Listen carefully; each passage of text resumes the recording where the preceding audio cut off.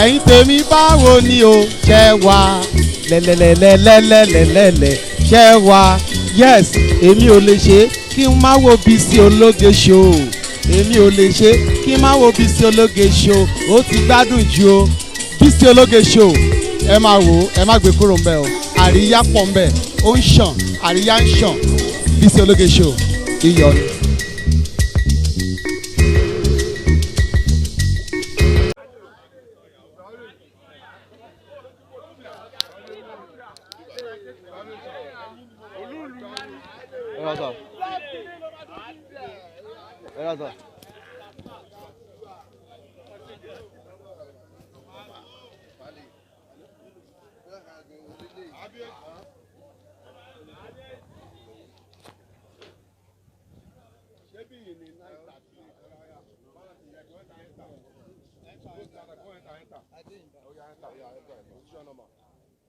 You know they land there, gap small.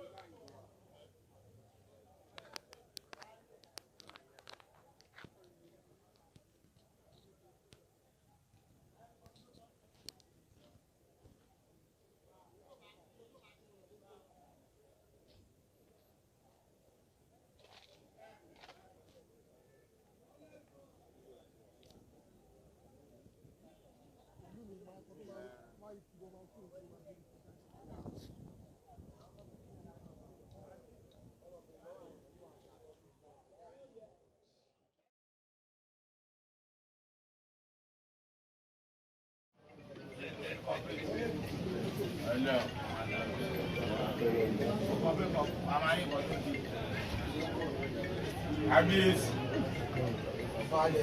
Adewolu,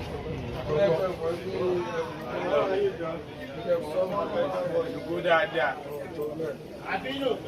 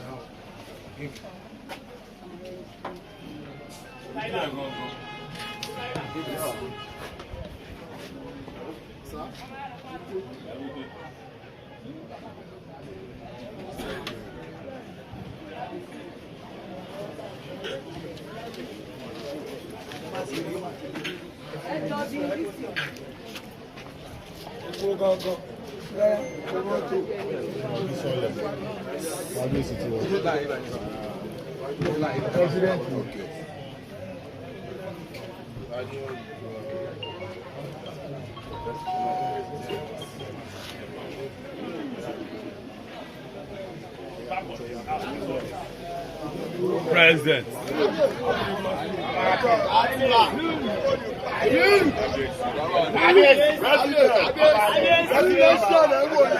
Thanks for watching this video. Please don't forget to click on subscribe button. Kindly comment and share. We drop new videos daily. Thank you. God bless you.